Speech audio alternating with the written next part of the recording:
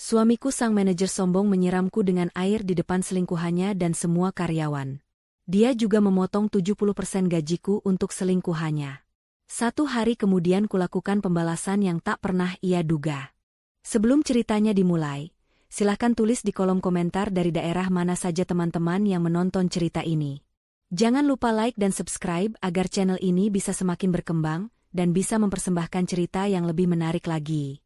Suasana di lantai 14 gedung perkantoran itu selalu sama setiap hari. Dering telepon yang sopan, ketukan keyboard yang terdengar seperti hujan gerimis, dan desis mesin pendingin udara yang menjadi musik latar bagi kesibukan puluhan karyawan. Indah duduk di kubikelnya, matanya fokus pada layar monitor, meninjau ulang proposal proyek cendana yang harus diserahkan sebelum makan siang. Pekerjaannya selalu rapi, teliti, dan tepat waktu. Kualitas yang membuatnya dihormati oleh rekan-rekannya, namun entah kenapa, selalu menjadi sumber masalah bagi atasannya, yang juga merupakan suaminya sendiri, Fikar. Pagi itu, Fikar berjalan keluar dari ruangannya dengan aura gelap yang langsung terasa di seluruh penjuru ruangan. Langkah kakinya berat dan cepat, seolah setiap ubin yang diinjaknya telah berbuat salah padanya.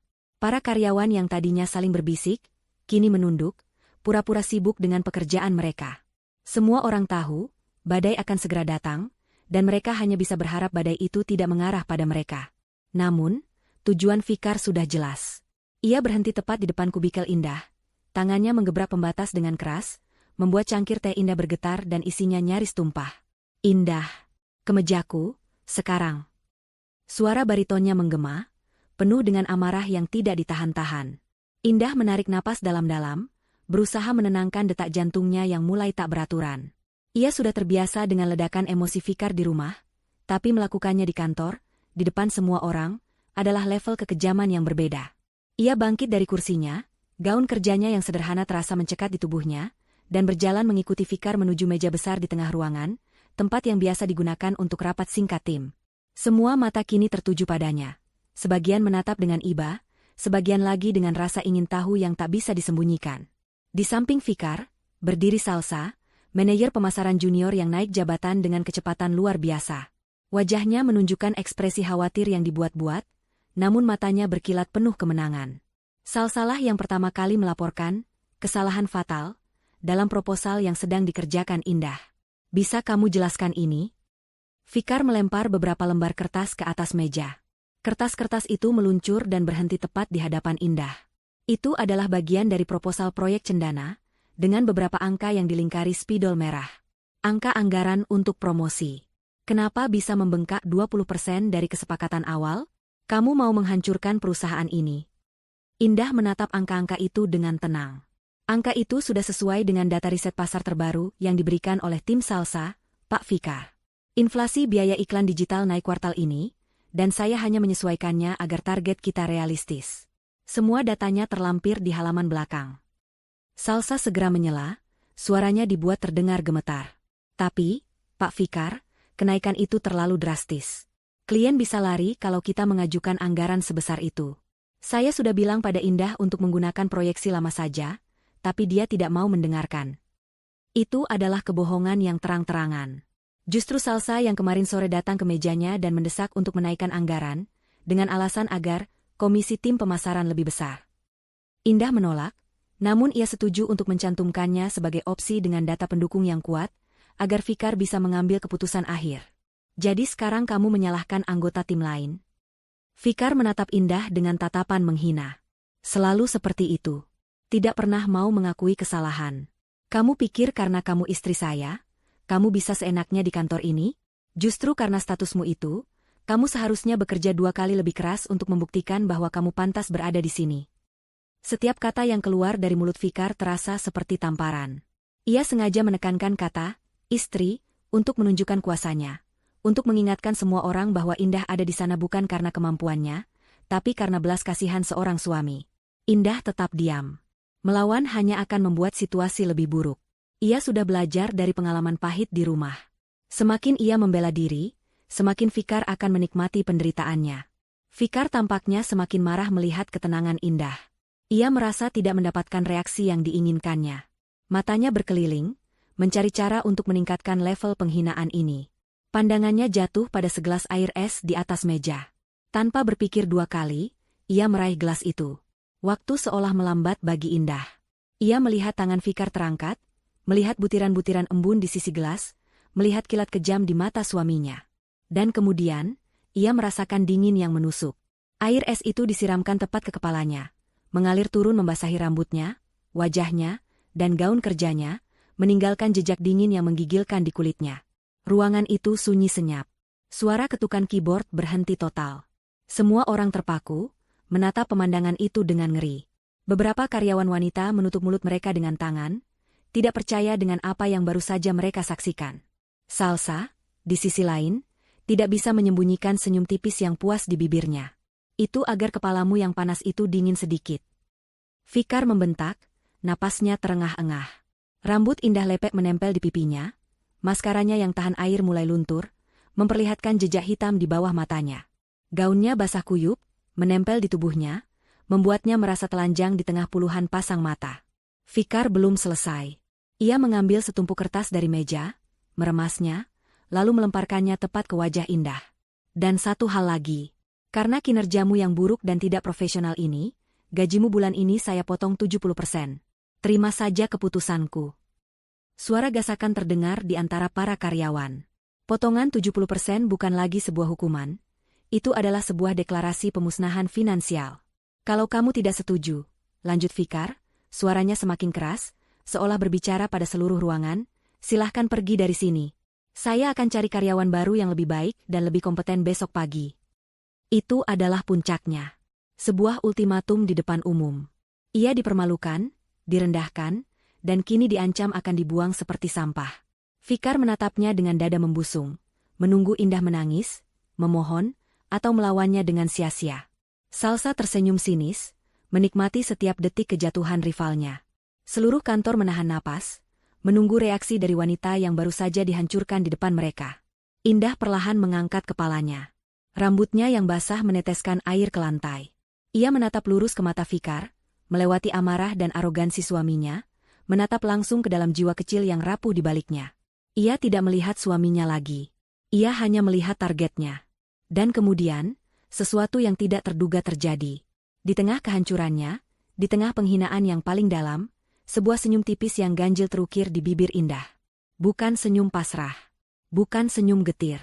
Itu adalah senyum yang tenang, dingin, dan penuh dengan rahasia yang tak seorang pun di ruangan itu bisa memahaminya. Baik, Pak Manajer, ucapnya dengan suara yang jelas dan mantap, tanpa sedikit pun getaran. Hanya 2 kata itu. Tapi bobotnya terasa begitu berat. Senyumnya semakin lebar, tatapannya tak berkedip dari Fikar. Fikar sampai mundur selangkah, bingung dan sedikit takut dengan reaksi yang sama sekali di luar prediksinya. Ia mengharapkan air mata, bukan senyum misterius yang seolah menyimpan sejuta belati. Indah kemudian berbalik, punggungnya lurus dan langkahnya mantap. Ia berjalan melewati kubikel-kubikel yang terdiam, meninggalkan jejak air di lantai seperti siput. Ia tidak melihat ke kiri atau ke kanan. Kepalanya terangkat tinggi. Semua orang hanya bisa memandangnya pergi, bertanya-tanya dalam hati. Mengapa dia tersenyum? Apa yang ada di balik ketenangan yang mengerikan itu? Mereka tidak tahu bahwa mereka baru saja menyaksikan bukan akhir dari seorang Indah, tetapi awal dari kehancuran seorang Fikar. Langkah kaki Indah yang mantap membawanya melewati pintu kaca lobi utama. Udara panas Jakarta yang lembab langsung menyambutnya, kontras dengan dinginnya air yang masih membasahi pakaiannya. Ia bisa merasakan tatapan resepsionis dan satpam yang penuh rasa ingin tahu dan kasihan, tapi ia tidak memedulikannya. Kepalanya tetap terangkat, seolah-olah ia baru saja keluar dari sebuah rapat penting, bukan dari arena pembantaian karakternya. Ia tidak berjalan ke arah halte bus atau tempat parkir. Tujuannya hari ini bukanlah rumah, tempat yang seharusnya menjadi surga namun telah berubah menjadi neraka pribadinya. Tujuannya adalah sebuah benteng yang telah ia siapkan selama berbulan-bulan. Ia menghentikan sebuah taksi dan menyebutkan nama sebuah bank besar di pusat kota. Selama perjalanan, ia menatap keluar jendela, melihat gedung-gedung pencakar langit yang menjulang angkuh. Pikirannya tidak lagi dipenuhi rasa sakit atau malu. Perasaan itu sudah mati 6 bulan yang lalu. Hari ini, yang ia rasakan hanyalah kelegaan. Pemicunya sudah ditarik. Fikar, dengan arogansinya sendiri, baru saja memberinya surat izin untuk memulai perang. Perang yang sudah ia rencanakan dengan sangat teliti. Setibanya di bank, ia berjalan dengan tenang menuju area Safe Deposit Box.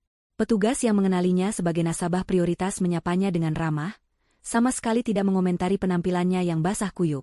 Setelah melalui beberapa lapis prosedur keamanan, ia diantar ke sebuah ruangan pribadi yang dingin dan senyap. Di hadapannya, sebuah kotak logam bernomor 31B menunggunya. Dengan kunci yang selalu tergantung di kalungnya, tersembunyi di balik bajunya, ia membuka kotak itu. Di dalamnya tidak ada perhiasan atau surat berharga. Isinya adalah persenjataan modern seorang prajurit yang tak terlihat. Sebuah laptop tipis berwarna hitam, 3 buah flash disk dengan enkripsi tingkat tinggi, sebuah ponsel sederhana yang tidak bisa dilacak, dan sebuah buku catatan tebal bersampul kulit. Inilah harta karunnya. Inilah amunisinya. Indah duduk di kursi, tangannya mengelus sampul buku catatan itu. Memorinya terbang kembali ke 6 bulan yang lalu, hari di mana dunianya yang naif hancur berkeping-keping. Awalnya hanya kecurigaan kecil. Fikar yang semakin sering pulang larut malam dengan alasan rapat mendadak. Aroma parfum wanita yang asing menempel di kemejanya, yang coba ia samarkan dengan alasan bertemu klien wanita. Ponselnya yang selalu menghadap ke bawah, atau di bawah serta bahkan ke kamar mandi. Keintiman mereka sebagai suami istri pun perlahan memudar, digantikan oleh jarak dan keheningan yang canggung. Indah mencoba bertanya, tapi Fikar selalu menjawabnya dengan bentakan, menuduhnya posesif dan tidak mendukung karirnya. Titik baliknya datang pada suatu malam Sabtu. Fikar mengaku harus pergi keluar kota untuk perjalanan dinas dadakan. Indah, dengan perasaan yang sudah tidak enak, pura-pura tertidur. Dini hari, ia terbangun dan menemukan dompet Fikar tertinggal di meja nakas. Tangannya gemetar saat membukanya, dan di sanalah ia menemukannya. Sebuah struk dari sebuah hotel mewah di Jakarta, bukan di luar kota.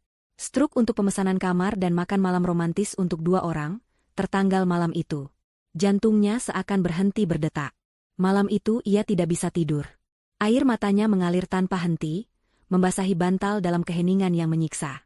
Rasa sakit karena pengkhianatan itu begitu nyata, seolah ada pisau yang mengoyak hatinya. Ia merasa bodoh, naif, dan tidak berharga. Ia ingin membangunkan Fikar saat suaminya itu pulang nanti, melemparkan bukti itu ke wajahnya, dan berteriak sekeras-kerasnya. Tapi kemudian, sebuah pikiran lain muncul.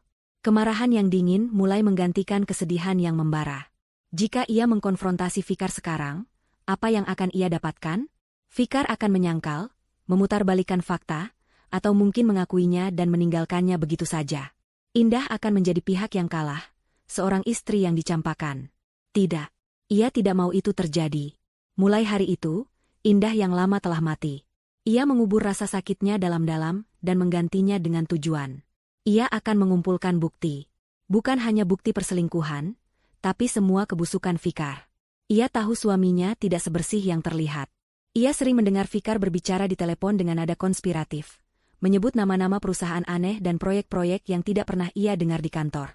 Maka dimulailah operasinya. Ia berpura-pura menjadi istri yang patuh dan tidak peduli. Siang hari di kantor, ia adalah karyawan yang efisien. Malam hari di rumah, saat Fikar sudah tertidur lelap setelah kelelahan dengan lemburnya, Indah berubah menjadi seorang penyelidik. Ia berhasil menyalin isi ponsel Fikar saat suaminya itu sedang mandi. Ia menemukan folder tersembunyi di laptop kantor Fikar, dilindungi kata sandi yang ternyata adalah tanggal ulang tahun Salsa. Di dalam folder itu, ia menemukan surga bagi seorang jaksa penuntut. Rincian proyek fiktif, di mana Fikar membuat tagihan palsu ke perusahaan untuk pekerjaan yang tidak pernah ada. Dana tersebut ditransfer ke rekening sebuah perusahaan cangkang yang ternyata didirikan atas nama Ibu Salsa. Bukti percakapan di mana Fikar mengatur kesepakatan dengan perusahaan pesaing, sengaja membocorkan detail penawaran perusahaannya sendiri agar mereka kalah tender, dan sebagai imbalannya, ia menerima komisi dalam jumlah besar ke rekening pribadinya di luar negeri. Semua ia salin dengan hati-hati ke dalam flash disk terenkripsi. Setiap temuan ia catat di buku hariannya, lengkap dengan tanggal, waktu, dan detailnya. Kini, di dalam ruangan dingin di bank itu, semua hasil kerja kerasnya selama 6 bulan ada di hadapannya. Penghinaan yang baru saja ia terima dari Fikar bukan lagi sebuah luka, melainkan justifikasi moral. Fikar telah menunjukkan pada seluruh dunia betapa rendahnya dia. Sekarang, giliran Indah untuk menunjukkan pada dunia siapa Fikar yang sebenarnya. Ia menyalakan ponselnya yang sederhana. Hanya ada satu nomor yang tersimpan di dalamnya. Jarinya menekan tombol panggil. Telepon berdering 2 kali sebelum diangkat. Halo, terdengar suara seorang pria tua yang tenang dan berwibawa di seberang sana. Pak Sentosa, kata Indah, suaranya mantap, sama sekali tidak menunjukkan bahwa ia baru saja disiram air di depan puluhan orang. Ini saya, Indah. Hening sejenak. Saya sudah menunggu teleponmu. Nak, apakah sudah waktunya? Indah menatap tumpukan bukti di atas meja. Laptop, flash disk, dan buku catatan. Arsenalnya sudah lengkap. Semua bukti sudah lengkap. Jawab Indah, nadanya dingin dan penuh kepastian. Fikar baru saja memberiku alasan sempurna untuk menghancurkannya. Waktunya tiba. Perjalanan taksi membelah kemacetan Jakarta sore itu terasa seperti perjalanan di dunia lain. Di luar kaca, kehidupan berjalan normal. Orang-orang bergegas pulang, pedagang kaki lima menjajakan dagangannya, dan lampu-lampu kota mulai menyala satu persatu. Namun di dalam taksi, Indah adalah seorang wanita yang sedang menuju medan perang. Pakaiannya yang lembab dan dingin menempel di kulit, menjadi pengingat konstan akan penghinaan yang baru saja dialaminya. Anehnya, rasa dingin itu justru membuatnya semakin fokus. Tidak ada lagi ruang untuk keraguan. Yang ada hanyalah baja dingin tekad yang telah ditempa selama 6 bulan terakhir. Taksi berhenti di depan sebuah rumah sederhana di kawasan perumahan yang tenang dan asri.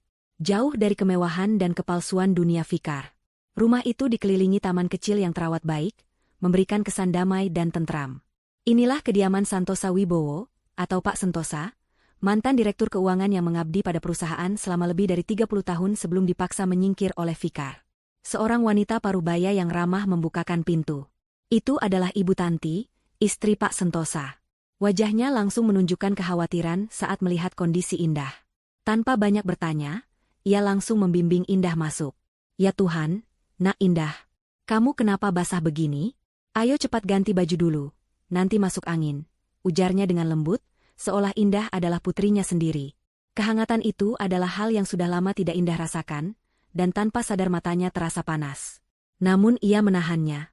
Air mata adalah kemewahan yang tidak ia miliki saat ini. Di ruang tamu yang nyaman dan dipenuhi rak buku, Pak Sentosa sudah menunggunya. Pria berusia akhir 60-an itu memiliki postur yang masih tegap, dengan rambut putih yang tertata rapi dan sorot mata yang tajam di balik kacamatanya. Ia bangkit berdiri saat melihat Indah. Wajahnya tenang, namun Indah bisa melihat kilat amarah di matanya saat ia memperhatikan pakaian Indah yang basah. Anak itu benar-benar sudah keterlaluan. Desisnya pelan, lebih pada dirinya sendiri. Ia menunjuk ke arah kursi. Duduklah, Indah. Tanti akan membuatkanmu teh hangat. Setelah Indah berganti pakaian dengan pakaian kering milik putri Ibu Tanti dan memegang secangkir teh jahe hangat, barulah mereka memulai pembicaraan. Tidak ada basa-basi. Keduanya tahu betapa gentingnya situasi ini. Fikar melakukannya di depan semua orang. Lapor Indah, suaranya datar.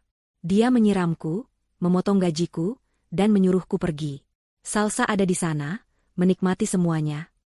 Pak Sentosa mengangguk pelan, rahangnya mengeras. Aku tidak terkejut, tapi tetap saja muak mendengarnya. Dia pikir dengan begitu kamu akan hancur. Dia tidak tahu kalau dia baru saja membangunkan naga yang tertidur. Pak Sentosa adalah orang kepercayaan ayah Fikar sejak perusahaan itu masih berupa usaha rintisan. Ia tahu seluk-beluk perusahaan lebih baik dari siapapun. Ia melihat Fikar tumbuh dari seorang anak manja, menjadi seorang pria arogan yang haus kuasa. 2 tahun lalu, Fikar, yang baru saja diangkat menjadi manajer umum, melihat Pak Sentosa sebagai penghalang. Pria tua itu terlalu jujur, terlalu lurus, dan tidak bisa diajak berkompromi untuk rencana-rencana kotornya. Dengan licik, Fikar mengkambing hitamkan Pak Sentosa atas kesalahan investasi kecil, membesar-besarkannya di depan ayahnya, dan merekomendasikan agar Pak Sentosa diistirahatkan demi peremajaan manajemen. Ayah Fikar, yang terlalu percaya pada putra satu-satunya, menyetujui hal itu. Sejak saat itu, Pak Sentosa menyimpan luka dan dendam, bukan pada perusahaan, tapi pada Fikar yang telah merusaknya. Ini, kata Indah sambil mengeluarkan laptop dan sebuah flash disk dari tasnya. Semua yang kita butuhkan ada di sini. Ia menghubungkan perangkat itu ke televisi layar besar di ruang tamu. Selama hampir 2 jam berikutnya, ruangan itu senyap, hanya diisi oleh suara klik tetikus dan penjelasan tenang dari Indah. Layar televisi menampilkan diagram alur transfer dana yang rumit, dari rekening perusahaan ke perusahaan cangkang bernama Salsa Gemilang Enterprise, lalu berakhir di sebuah rekening pribadi di Singapura. Muncul salinan faktur-faktur palsu untuk jasa konsultasi yang tidak pernah ada. Ada juga rekaman audio yang Indah dapatkan dari aplikasi perekam tersembunyi di ponselnya, berisi percakapan Fikar dengan seorang kompetitor, di mana Fikar dengan jelas membocorkan harga penawaran perusahaannya demi mendapatkan komisi pribadi. Pak Sentosa memperhatikan semuanya dengan saksama. Wajahnya yang tenang berubah menjadi topeng kemarahan yang dingin. Skala korupsi yang dilakukan Fikar jauh lebih besar dan lebih berani dari yang pernah ia bayangkan. Anak itu tidak hanya mencuri, ia menggerogoti fondasi perusahaan yang dibangun ayahnya dengan darah dan keringat. Ini lebih dari cukup, Indah, kata Pak Sentosa setelah semua bukti ditampilkan. Ini bukan hanya alasan untuk memecatnya. Ini adalah tiket satu arah ke penjara. Bukti-bukti ini sangat kuat. Lalu, apa langkah kita selanjutnya? Tanya Indah. Kita tidak bisa gegabah, jawab Pak Sentosa, matanya menatap tajam. Jika kita laporkan ini langsung ke polisi, Fikar dengan pengacaranya yang mahal bisa saja mencari celah, mengulur waktu, atau bahkan mencoba menghancurkan barang bukti. Kita harus menyerangnya dari dua sisi secara bersamaan. Sisi hukum, dan sisi internal perusahaan. Ia kemudian membungkuk sedikit, suaranya merendah. Dan kebetulan, takdir sedang berpihak pada kita. Ayah Fikar akan datang dari luar negeri minggu depan. Beliau akan memimpin rapat umum pemegang saham tahunan. Mata Indah berbinar. Ini adalah kesempatan yang ia tunggu-tunggu. Beliau sangat mempercayai Fikar, lanjut Pak Sentosa. Membuka matanya tidak akan mudah. Kita tidak bisa hanya datang dan menuduh putranya. Kita harus menyajikannya di sebuah panggung, di mana ia tidak bisa menyangkal, tidak bisa lari, dan tidak punya tempat untuk bersembunyi. Kita akan menjadikan rapat pemegang saham itu sebagai pengadilan untuk Fikar. Mereka mulai menyusun strategi. Pak Sentosa akan menggunakan pengaruhnya yang tersisa untuk berbicara dengan beberapa anggota dewan direksi yang ia percayai, memberi mereka peringatan awal tanpa merinci. Sementara itu, Indah memiliki tugas yang paling berbahaya. Ada satu hal lagi yang kita butuhkan, kata Pak Sentosa sambil menunjuk ke sebuah diagram aliran dana di layar. Ini adalah transaksi terakhir yang ia lakukan, baru 3 hari yang lalu. Dananya sangat besar. Jika kita bisa mendapatkan bukti akses login dan jejak digital dari komputernya pada saat transaksi itu dieksekusi, maka pembelaan apapun yang akan ia siapkan akan langsung runtuh. Itu akan menjadi paku terakhir di peti matinya. Indah mengerti. Saya harus kembali ke kantor. Saya harus mendapatkan data itu dari komputernya. Itu sangat berisiko, Pak Sentosa memperingatkan. Setelah kejadian hari ini, dia dan perempuan itu pasti akan mengawasimu dengan ketat. Justru karena itu, jawab Indah, senyum misterius yang sama seperti di kantor tadi kembali muncul. Mereka akan mengawasiku, mengharapkan aku menangis atau membuat kesalahan. Mereka akan melihat seorang wanita yang hancur dan lemah. Mereka tidak akan pernah menduga bahwa wanita itu sedang berburu. Pak Sentosa menatap Indah dengan tatapan kagum. Wanita muda di hadapannya ini memiliki kekuatan yang luar biasa. Baiklah, lakukan apa yang harus kamu lakukan. Tapi berhati-hatilah. Hubungi aku di nomor ini segera setelah kamu mendapatkannya. Kita akan menjadikan minggu depan sebagai minggu terburuk dalam hidup Fikar. Saat Indah pamit, Pak Sentosa menepuk bahunya. Ayahmu akan sangat bangga padamu jika beliau masih ada. Nak, kamu memiliki semangat juangnya. Kata-kata itu memberikan kekuatan baru bagi Indah. Ia melangkah keluar dari rumah yang damai itu, kembali ke dalam kegelapan malam, bukan lagi sebagai korban, tetapi sebagai algojo yang siap menjalankan tugasnya. Keesokan paginya, Indah melangkah masuk ke dalam lobi kantor dengan penampilan yang sama sekali berbeda dari citra wanita kuat yang meninggalkan tempat itu kemarin. Bahunya sedikit membungkuk, kepalanya menunduk, dan ia sengaja tidak memakai riasan apapun, membiarkan lingkaran hitam di bawah matanya terlihat jelas. Ia mengenakan blus paling sederhana yang ia punya, warnanya kusam dan modelnya kuno. Ia harus memainkan perannya dengan sempurna. Peran sebagai wanita yang telah dikalahkan. Begitu ia melewati pintu kaca menuju ruang kerja, suasana langsung berubah. Bisik-bisik yang tadinya ramai mendadak berhenti, digantikan oleh keheningan yang canggung. Ia bisa merasakan puluhan pasang mata menusuk punggungnya. Ia berjalan menuju kubikelnya tanpa melihat ke kiri atau ke kanan, seolah-olah tatapan mereka adalah benda fisik yang bisa melukainya. Meja kerjanya sudah dibersihkan. Komputer dan teleponnya dipindahkan ke sebuah meja kecil di sudut ruangan, dekat dengan pantry dan tempat fotokopi. Itu adalah tempat pembuangan, tempat bagi karyawan yang sedang menunggu surat pemecatan. Ia baru saja duduk ketika suara Fikar menggelegar dari seberang ruangan. Indah, kopi untuk saya dan salsa. Cepat. Indah menarik napas, mengenakan topeng kepatuhannya, lalu bangkit menuju pantry. Beberapa rekan kerja yang berpapasan dengannya segera membuang muka, Takut jika terlihat berbicara dengannya akan mendatangkan masalah. Di pantry, ia melihat pantulan wajahnya di mesin pembuat kopi. Wajah seorang korban. Sempurna. Ia mengantarkan 2 cangkir kopi ke ruangan Fikar. Pintu ruangan itu sengaja tidak ditutup. Fikar sedang duduk di kursinya yang besar seperti seorang raja, sementara Salsa duduk di tepi mejanya, kakinya yang jenjang disilangkan dengan angkuh. Lama sekali, cibir Fikar saat Indah meletakkan kopi di atas meja. "Maaf, Pak," jawab Indah dengan suara pelan. Salsa mengambil cangkirnya, menyesapnya sedikit, lalu meletakkannya kembali dengan keras. "Terlalu manis. Kamu bahkan tidak bisa membuat kopi dengan benar. Apa sih yang bisa kamu lakukan?" Indah hanya menunduk. "Saya akan buatkan yang baru." "Tidak perlu. Buang saja waktuku," potong Fikar. "Sekarang, aku mau kamu bereskan semua arsip di gudang belakang. Proyek dari 5 tahun lalu. Pisahkan berdasarkan klien dan tahun. Aku mau semuanya selesai hari ini." Itu adalah pekerjaan yang mustahil. Gudang arsip penuh dengan debu dan tumpukan dokumen yang tidak teratur. Butuh setidaknya 3 orang selama seminggu untuk menyelesaikannya. Tapi Indah hanya mengangguk. "Baik, Pak." Saat ia berbalik untuk pergi, ia mendengar tawa tertahan dari Salsa dan Fikar. Mereka sedang menikmati pertunjukan ini. Mereka ingin mendorongnya sampai ke batas kemampuannya, berharap ia akan menyerah, menangis, dan mengundurkan diri. Dengan begitu, tangan mereka akan bersih. Mereka tidak memecatnya, ia yang pergi sendiri. Indah menghabiskan waktu berjam-jam di gudang arsip yang pengap. Debu membuatnya bersin-bersin dan keringat membasahi blusnya. Tapi pikirannya tidak berada di sana. Pikirannya sedang memetakan setiap detail rencananya. Pekerjaan ini, meskipun dimaksudkan untuk menghinanya, justru memberinya keuntungan. Ia jadi jauh dari pengawasan langsung Fikar dan Salsa. Pukul 1 siang, saat semua orang pergi makan siang, adalah kesempatannya. Dengan langkah cepat dan hati-hati, ia keluar dari gudang dan kembali ke ruang kerja yang sepi. Tujuannya adalah satu, komputer Fikar. Jantungnya berdebar kencang. Ini adalah bagian paling berbahaya dari rencananya. Jika ia tertangkap, semuanya akan berakhir. Ia tiba di depan ruangan Fikar. Kosong. Salsa juga tidak ada di mejanya. Ia masuk ke dalam, menutup pintu pelan-pelan. Aroma parfum Fikar yang mahal bercampur dengan aroma manis dari parfum Salsa terasa memuakan. Ia segera menuju komputer di atas meja. Seperti yang ia duga, Fikar tidak pernah mengunci komputernya. Arogansinya membuatnya merasa tak tersentuh. Tangannya sedikit gemetar saat ia mengeluarkan sebuah flash disk kecil dari sakunya. Ini bukan flash disk biasa.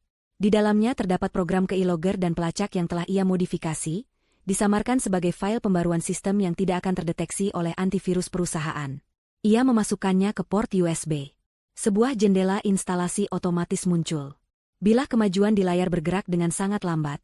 Setiap detiknya terasa seperti 1 jam. 1 menit. 2 menit.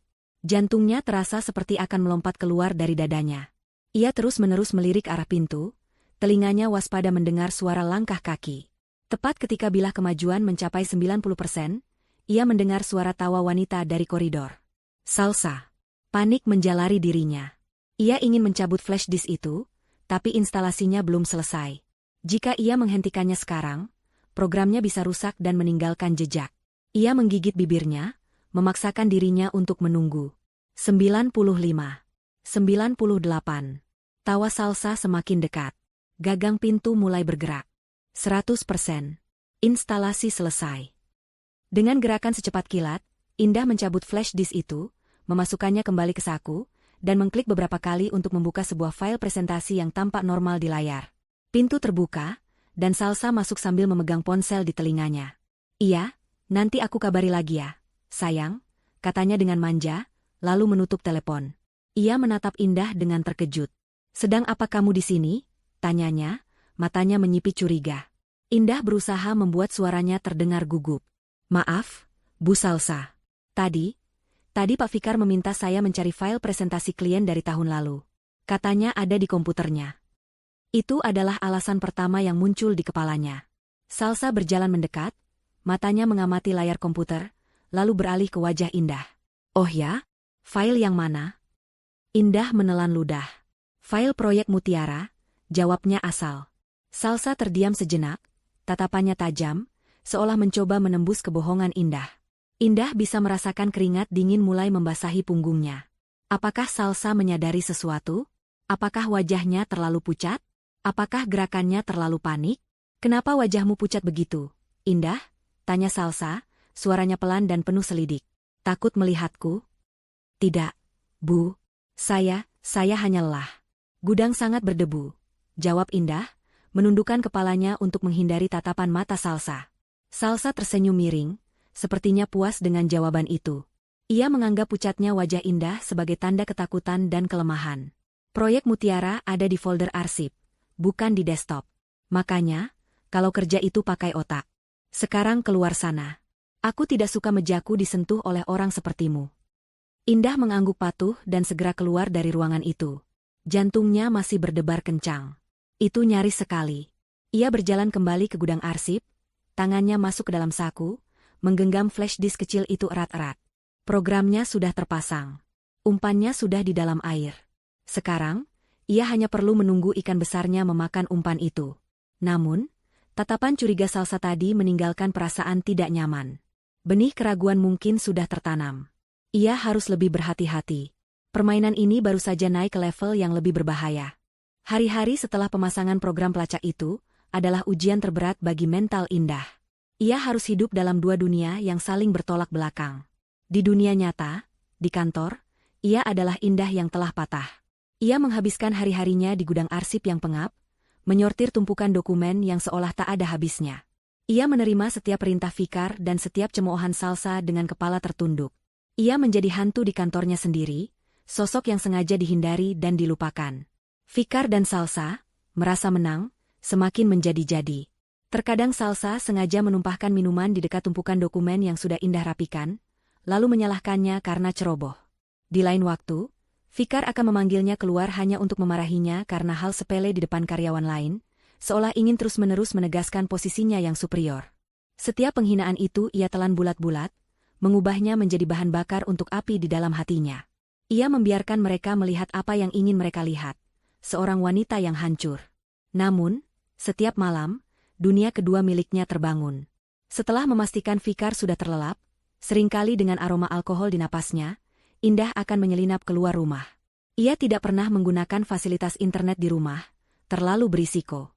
Ia akan pergi ke sebuah warung internet kecil di pinggiran kota yang buka 24 jam.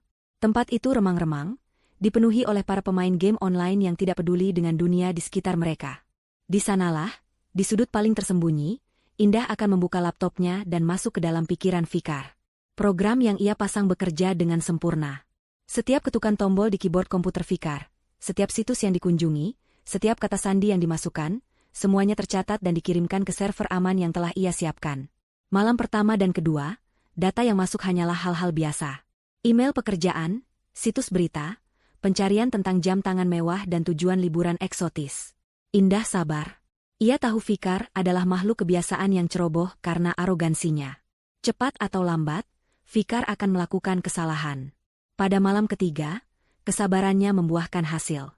Sekitar pukul 11 malam, Fikar, yang katanya sedang lembur di kantor, ternyata sedang mengakses sesuatu yang sangat pribadi. Indah melihat di log aktivitasnya, Fikar membuka sebuah situs perbankan internasional yang berkantor pusat di Singapura. Dengan jantung berdebar, Indah menyaksikan program keylogger mencatat setiap karakter yang Fikar ketik. Nama pengguna, Fikar Fortune 88. Kata sandi, Salsa sayang 101. Indah hampir tertawa getir melihat betapa klise dan bodohnya Fikar. Ia menggunakan nama selingkuhannya sebagai kata sandi untuk rekening tempat ia menyimpan uang haramnya. Dengan tangan yang gemetar karena antisipasi, Indah menggunakan jaringan pribadi virtual untuk menyamarkan lokasinya, lalu mencoba masuk ke rekening itu. Berhasil. Apa yang ia lihat di layar membuatnya menahan napas. Saldonya sangat fantastis, jauh lebih besar dari yang ia perkirakan. Itu adalah kuburan dari uang perusahaan yang telah dicuri Fikar selama bertahun-tahun. Ia menelusuri riwayat transaksi, mencocokkannya dengan data yang sudah ia kumpulkan. Semuanya sinkron. Proyek fiktif, komisi ilegal, semua bermuara ke rekening ini. Namun, saat ia terus menggali lebih dalam, ia menemukan sesuatu yang jauh lebih busuk, sesuatu yang membuatnya merasa mual. Ia menemukan serangkaian transaksi rutin bulanan yang berasal dari rekening lain. Setelah melakukan penelusuran cepat, perutnya terasa melilit. Rekening sumber itu adalah rekening dana pensiun karyawan perusahaan. Fikar tidak hanya merampok perusahaan, ia juga mencuri masa depan para karyawan yang telah mengabdi selama puluhan tahun. Ia mencuri dari para staf kebersihan, para petugas keamanan, para administratur yang gajinya pas-pasan dan berharap pada dana itu untuk hari tua mereka. Kemarahan yang dirasakan Indah kini melampaui dendam pribadi. Ini bukan lagi hanya tentang pengkhianatan seorang suami. Ini adalah tentang keadilan bagi puluhan, bahkan ratusan orang yang telah dikhianati oleh pemimpin mereka. Ia bekerja dengan cepat, mengunduh semua laporan transaksi, laporan rekening koran, dan jejak digital apapun yang bisa membuktikan kejahatan Fikar. Inilah paku itu. Paku baja yang akan menyegel peti mati Fikar untuk selamanya. Keesokan harinya, dengan alasan sakit, ia tidak masuk kerja. Ia tahu ia tidak akan bisa mempertahankan topeng kepatuhannya setelah mengetahui kebusukan Fikar yang paling dalam. Ia segera pergi menemui Pak Sentosa. Di ruang tamu yang sama, Indah menunjukkan temuannya yang baru. Wajah Pak Sentosa yang biasanya tenang, kini memerah karena amarah. Tangannya terkepal di atas meja. Sebagai orang yang ikut membangun perusahaan dari nol, ia selalu menganggap karyawan sebagai keluarga. Berita bahwa Fikar menggerogoti dana pensiun mereka adalah sebuah penghinaan yang tak termaafkan. Anak iblis, desis Pak Sentosa. Dia tidak hanya menghancurkan warisan ayahnya, dia juga menghancurkan kehidupan orang-orang yang tidak bersalah. Kita harus menghentikannya sekarang. Mereka sedang menyusun ulang strategi mereka, menyesuaikannya dengan bukti baru yang jauh lebih berat ini, ketika ponsel sederhana milik Indah bergetar. Sebuah notifikasi otomatis dari program pelacaknya muncul di layar. Isinya singkat, namun cukup untuk membuat darah di tubuh mereka terasa membeku. Aktivitas mencurigakan terdeteksi. Inisiasi transfer dana keluar dalam jumlah besar dari rekening F Fortune 88. Indah segera membuka laptopnya. Benar saja. Fikar sedang berada di dalam akun banknya saat itu juga. Sebuah perintah transfer sedang dalam proses, memindahkan hampir 90% dari total saldo ke sebuah rekening baru di sebuah negara kecil di Karibia yang terkenal sebagai surga pencucian uang dan tidak memiliki perjanjian ekstradisi. Dia tahu, seru Indah panik. Entah bagaimana, dia tahu atau curiga kita bergerak. Dia mencoba melarikan semua uangnya. Pak Sentosa menatap layar dengan tajam. Mungkin bukan karena kita. Mungkin karena rapat pemegang saham yang semakin dekat. Dia ingin mengamankan uangnya sebelum ayahnya datang. Tapi itu tidak penting. Jika transfer itu berhasil, kita akan kehilangan jejak uang itu selamanya. Apa yang harus kita lakukan? Rapatnya baru minggu depan. Kita tidak punya cukup waktu. Jeda beberapa detik yang terasa seperti selamanya. Pak Sentosa tampak berpikir keras, jarinya mengetuk-ngetuk meja. Lalu, matanya berkilat. Jika kita tidak bisa menghentikannya secara langsung, kita harus mengalihkan perhatiannya. Kita harus membuat masalah kecil di depan matanya, masalah yang menurutnya harus segera diselesaikan, yang akan membuatnya menunda transfer besar itu. Waktu mereka hampir habis.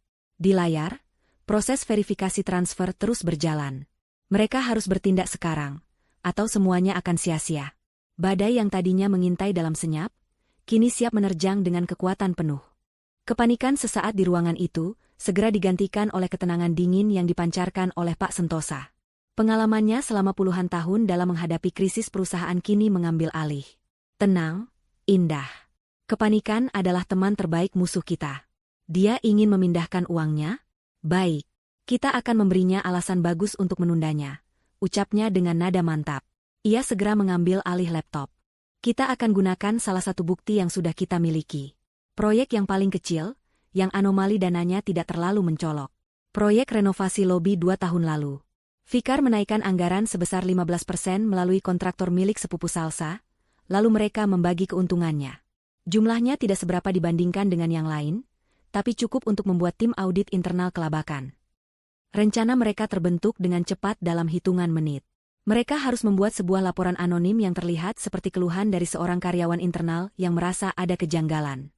Laporan itu tidak boleh terlalu detail, agar tidak terlihat seperti hasil penyelidikan profesional, namun cukup spesifik untuk memicu audit. Kita tidak bisa mengirimnya dari sini, kata Pak Sentosa sambil berdiri. Ayo. Mereka bergegas pergi ke sebuah perpustakaan umum di bagian lain kota. Di sana, di antara deretan mahasiswa yang sedang belajar, mereka menggunakan salah satu komputer umum untuk mengetik email singkat. Pak Sentosa mendiktekan setiap kata dengan hati-hati. Kalimatnya dibuat ambigu namun provokatif, Kepada YTH. Komite Audit. Mohon periksa kembali rincian biaya pada proyek renovasi lobi. Terdapat kejanggalan pada biaya material yang diajukan oleh kontraktor terpilih. Sepertinya ada yang tidak beres. Email itu dikirim ke alamat email umum Komite Audit Perusahaan. Singkat, tajam, dan efektif. Setelah memastikan email terkirim dan tidak meninggalkan jejak, mereka segera pergi. Keesokan harinya, Indah kembali ke kantor, kembali ke perannya sebagai hantu gudang arsip. Namun kali ini, ia memasang telinganya lebar-lebar. Umpan sudah dilepaskan, dan ia menunggu reaksi dari ikan hiu itu. Tidak butuh waktu lama. Sekitar pukul 10 pagi, ia melihat Pak Tirtadi, kepala komite audit yang terkenal kaku dan galak, berjalan dengan langkah cepat menuju ruangan Fikar. Wajahnya serius dan tegang. Selama hampir 1 jam, pintu ruangan Fikar tertutup rapat. Dari luar, tidak terdengar apa-apa. Namun, seluruh lantai kantor bisa merasakan ketegangan yang merambat di udara. Para karyawan saling berbisik, bertanya-tanya apa yang sedang terjadi. Indah, di sudut ruangannya yang berdebu, tersenyum tipis. Fikar pasti sedang panik. Dan orang yang panik akan membuat kesalahan. Benar saja. Tepat sebelum makan siang, Fikar keluar dari ruangannya.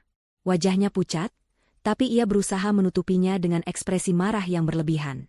Ia tidak lagi peduli pada Indah. Targetnya hari ini adalah orang lain. Budi, ke ruangan saya. Sekarang, teriaknya pada seorang akuntan muda yang duduk di Departemen Keuangan. Budi, seorang pemuda yang dikenal rajin dan sedikit pemalu, tampak terkejut. Dengan gugup ia bangkit dan masuk ke ruangan Fikar. Beberapa menit kemudian, terdengar suara bentakan Fikar yang merembes keluar dari pintu yang tidak tertutup rapat. Dan kemudian, Budi keluar dengan wajah yang hancur. Matanya merah dan ia berjalan terhuyung-huyung kembali ke mejanya. 5 menit kemudian, seorang petugas keamanan datang dan memintanya untuk mengemasi barang-barangnya. Budi dipecat saat itu juga. Fikar telah menemukan kambing hitamnya. Ia menuduh Budi melakukan kesalahan input data yang menyebabkan kesalahpahaman dalam laporan anggaran proyek renovasi lobi. Dengan mengorbankan Budi, Fikar menunjukkan kepada komite audit bahwa ia adalah manajer yang tegas dan telah menyelesaikan masalah tersebut. Di matanya, kasus ini sudah ditutup. Ia merasa telah berhasil memadamkan api kecil, tidak menyadari bahwa api itu sengaja dinyalakan untuk mengalihkan perhatiannya dari kebakaran hutan yang lebih besar. Indah memeriksa log aktivitas Fikar malam itu. Benar dugaannya. Proses transfer dana ke Karibia telah dibatalkan. Fikar terlalu sibuk mengurus kekacauan kecil di depan matanya. Umpan itu bekerja dengan sempurna. Indah memandang Budi yang sedang memasukkan barang-barangnya ke dalam kardus dengan tatapan iba. Rekan-rekan kerjanya yang lain hanya bisa menatap dari jauh, tidak berani mendekat. Budi diperlakukan seperti pesakitan. Indah tahu ia tidak bisa membiarkan ini begitu saja.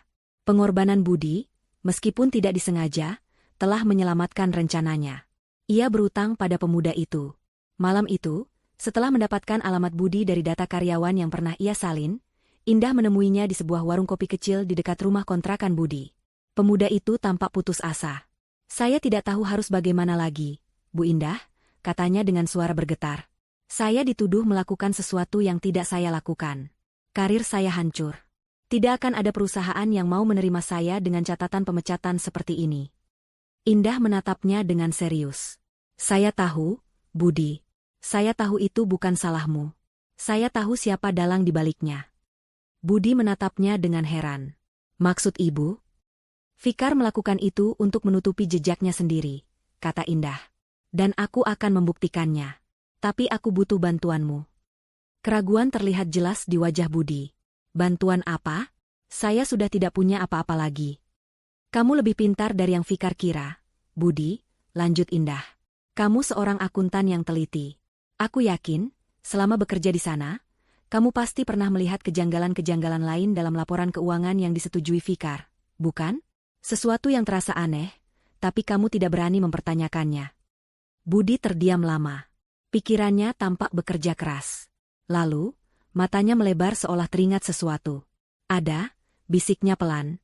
Laporan pengeluaran kartu kredit perusahaan milik Pak Fikar. Banyak sekali klaim untuk hiburan klien di hotel-hotel mewah pada akhir pekan. Anehnya, nama kliennya seringkali sama, dan klaimnya selalu disertai dengan pembelian barang-barang mewah dari butik wanita. Saya selalu merasa itu ganjil. Jantung Indah berdetak lebih cepat. Apakah kamu punya catatannya? Budi ragu-ragu sejenak, lalu mengangguk. Saya selalu merasa tidak aman bekerja di bawah Pak Fikar.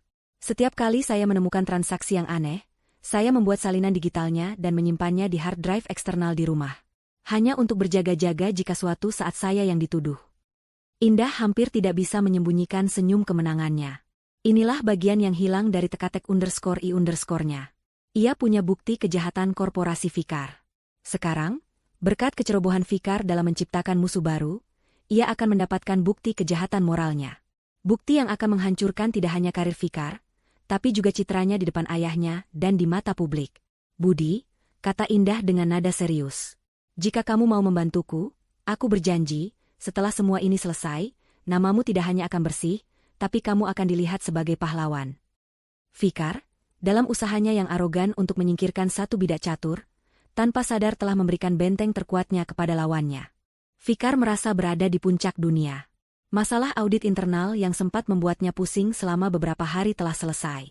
Dengan mengorbankan Budi, ia berhasil memuaskan komite audit dan, yang lebih penting, menunjukkan citra sebagai seorang pemimpin yang tegas dan tidak mentolerir kesalahan. Ia berjalan di lorong kantor dengan dada yang lebih membusung dari biasanya. Ia merasa tak tersentuh. Ia telah memadamkan api, menghukum si pembuat onar, dan kini semuanya kembali normal. Ia bahkan menertawakan dirinya sendiri karena sempat panik dan menunda transfer dana besarnya. Semuanya terkendali. Namun, di bawah permukaan yang tenang itu, aliansinya dengan Salsa mulai menunjukkan retakan. Surga palsu yang mereka bangun di atas kebohongan dan keserakahan mulai goyah. Bagi Salsa, penundaan transfer uang itu adalah sebuah bendera merah. Uang itu adalah jaminan masa depannya, tiketnya untuk keluar dari kehidupan kelas menengah yang ia benci. Ketenangan Fikar setelah memecat seorang akuntan junior tidak membuatnya ikut tenang. Sebaliknya, ia melihatnya sebagai tanda kepuasan diri yang berbahaya. Malam itu, mereka bertemu di sebuah bar hotel yang temaram, tempat favorit mereka untuk merayakan kemenangan-kemenangan kecil mereka. Tapi malam ini tidak ada perayaan. Jadi, kapan kamu akan mentransfer uangnya? Tanya Salsa langsung, tanpa basa-basi. Ia memutar-mutar gelas wine di tangannya. Matanya menatap Fikar dengan tajam di antara cahaya lilin. Fikar tertawa kecil. Sabar, sayang. Semuanya sudah aman. Masalah kemarin hanya kerikil kecil. Aku akan melakukannya dalam beberapa hari ke depan, setelah situasi benar-benar dingin. Aku tidak mau menunggu beberapa hari. Fikar, desis Salsa, senyumnya hilang. Masalah itu mungkin kerikil kecil bagimu, tapi itu menunjukkan ada yang tidak beres. Ada seseorang di dalam yang mencoba mengusutmu. Bagaimana jika lain kali mereka menemukan sesuatu yang lebih besar? Aku mau uang itu ada di rekeningku sekarang. Fikar mulai merasa jengkel. Ia tidak suka diatur, terutama oleh wanita yang posisinya jauh di bawahnya. Dengar, aku yang mengendalikan situasi ini. Kamu hanya perlu duduk manis dan menunggu. Jangan mulai bertingkah seperti kamu yang lebih tahu. Oh ya? Kamu yang mengendalikan situasi. Salsa tertawa sinis. Kamu bahkan tidak sadar ada yang mengawasimu sampai komite audit datang mengetuk pintumu. Bagaimana jika istrimu yang menyedihkan itu, si Indah, yang melakukannya? Dia mungkin terlihat bodoh, tapi orang yang terdesak bisa melakukan hal-hal gila. Nama Indah disebut seperti sebuah kutukan. Fikar membanting gelasnya ke meja, membuat beberapa pasang mata menoleh ke arah mereka. Jangan sebut nama perempuan itu. Dia sudah hancur. Dia tidak lebih dari seekor tikus yang bersembunyi di gudang. Dia tidak punya otak untuk melakukan hal serumit itu. Aku tidak akan terlalu yakin jika aku jadi kamu, balas Salsa, tidak gentar. Pokoknya, aku mau uangku. Atau mungkin, kerja sama kita ini perlu dievaluasi kembali. Ancaman terselubung itu membuat Fikar marah besar. Untuk pertama kalinya, ia melihat Salsa bukan sebagai kekasih yang memuja, tetapi sebagai rekan konspirasi yang serakah dan tidak bisa dipercaya. Hubungan mereka, yang ia kira dibangun di atas gairah dan tujuan bersama, ternyata hanyalah sebuah transaksi bisnis yang dingin. Pertengkaran itu berakhir tanpa solusi, meninggalkan rasa pahit dan ketidakpercayaan di antara mereka. Keesokan harinya, Fikar datang ke kantor dengan suasana hati yang buruk. Pertengkarannya dengan Salsa, ditambah audit kemarin, tanpa sadar telah menanamkan benih paranoia dalam dirinya. Ia mulai melihat sekelilingnya dengan curiga. Saat presentasi final untuk mendapatkan kontrak dari PT Gajah Perkasa, sebuah proyek raksasa yang akan menjadi pencapaian terbesarnya tahun ini, pikirannya tidak sepenuhnya fokus. Di tempat lain, Indah sedang melancarkan serangan keduanya. Dengan menggunakan data dari Budi dan Pak Sentosa, ia menyusun sebuah email anonim yang sangat profesional. Email itu tidak berisi tuduhan korupsi besar, melainkan sebuah peringatan bersahabat yang dikirimkan ke Direktur Pengadaan PT Gajah Perkasa. Isinya merinci bagaimana Fikar seringkali menggunakan vendor-vendor tertentu yang kualitasnya di bawah standar namun harganya digelembungkan, terutama untuk biaya logistik dan akomodasi. Email itu melampirkan beberapa contoh klaim perjalanan dinas Fikar yang tidak masuk akal, yang diambil dari data Budi. Pesannya tersirat dengan jelas, manajemen di bawah Fikar tidak transparan dan berisiko bagi mitra bisnis jangka panjang. Di ruang rapat yang dingin, Fikar memulai presentasinya dengan percaya diri. Namun, di sesi tanya-jawab, semuanya berantakan. Direktur Pengadaan PT Gajah Perkasa, seorang pria parubaya yang terkenal sangat teliti, memberondongnya dengan pertanyaan-pertanyaan tajam yang tidak pernah ia antisipasi. Pak Fikar, bisakah Anda jelaskan mengapa biaya logistik dalam proposal Anda 20% lebih tinggi dari standar industri? Kami melihat daftar vendor pilihan Anda. Beberapa di antaranya memiliki rekam jejak yang kurang baik. Apa jaminan Anda untuk kualitas? Fikar gelagapan. Pertanyaan-pertanyaan itu terlalu spesifik, terlalu menusuk. Ia merasa seperti sedang diinterogasi. Ia mencoba menjawab dengan jargon-jargon korporat yang biasa ia gunakan, tapi kali ini tidak berhasil. Pria di hadapannya terus menekan, meminta data dan bukti konkret yang tidak Fikar miliki. Stres akibat masalah pribadinya dan kurangnya persiapan membuat Fikar kehilangan kendali. Ia menjadi defensif, suaranya meninggi, dan ia bahkan secara tidak langsung menyalahkan timnya sendiri atas data yang kurang akurat. Itu adalah kesalahan fatal. Klien tidak mencari alasan, mereka mencari kepercayaan. Rapat itu berakhir dengan jabat tangan yang dingin dan janji yang hambar untuk memberi kabar. Fikar tahu ia telah gagal. 2 hari kemudian, berita itu datang. PT Gajah Perkasa secara resmi mengumumkan bahwa mereka telah menandatangani kontrak dengan perusahaan pesaing, PT Visi Sejahtera. Alasannya, karena Visi Sejahtera menawarkan struktur biaya yang lebih transparan dan jaminan integritas operasional. Berita itu menyebar di kantor seperti wabah. Ini adalah kegagalan terbesar Fikar sejak ia menjabat. Proyek andalannya, proyek yang akan melambungkan namanya, kini hancur berkeping-keping. Reputasinya sebagai manajer andalan seketika tercoreng. Ia duduk di ruangannya, menatap pengumuman resmi itu di layar komputernya. Wajahnya pucat. Untuk pertama kalinya dalam hidupnya, ia merasakan kegagalan profesional yang sesungguhnya. Retakan di surga palsunya kini telah menjadi jurang yang menganga, siap menelannya hidup-hidup. Dan ia sama sekali tidak tahu bahwa wanita yang ia anggap tikus gudanglah yang baru saja meruntuhkan istananya. Kabar kegagalan Fikar mendapatkan kontrak PT Gajah Perkasa sampai ke telinga ayahnya di Swiss, bahkan sebelum Fikar sempat menyusun laporan versinya sendiri. Bagi sang pendiri perusahaan, berita itu lebih dari sekadar kerugian bisnis. Itu adalah sebuah anomali. Putranya, Fikar, mungkin arogan, tapi ia jarang sekali kalah telak dalam negosiasi sepenting ini. Kegagalan ini, ditambah dengan desas-desus tentang audit internal yang coba ditutup-tutupi, sudah cukup untuk membuatnya mempercepat jadwal kepulangannya ke Jakarta. Begitu mendarat, orang pertama yang ditemui ayah Fikar bukanlah putranya, melainkan sahabat lamanya, Santosa. Mereka bertemu di sebuah klub pribadi yang tenang. Pak Sentosa tidak datang dengan amarah atau tuduhan. Ia datang dengan wajah seorang teman yang prihatin. Sahabatku, sapanya dengan nada berat. Aku tidak akan berada di sini jika situasinya tidak genting. Ada penyakit yang menggerogoti perusahaan kita dari dalam. Penyakit keserakahan. Selama 1 jam berikutnya, Pak Sentosa memaparkan temuannya dengan hati-hati. Ia tidak langsung menunjukkan semua bukti yang ia miliki bersama Indah. Ia tahu, sebagai seorang ayah, akan sulit untuk menerima kebenaran pahit tentang putranya. Jadi, ia memulainya dengan hal-hal yang sudah tercium publik. Audit internal yang janggal dan pemecatan mendadak akuntan muda bernama Budi. Ia kemudian menghubungkannya dengan kegagalan proyek Gajah Perkasa. Aku hanya khawatir, kata Pak Sentosa.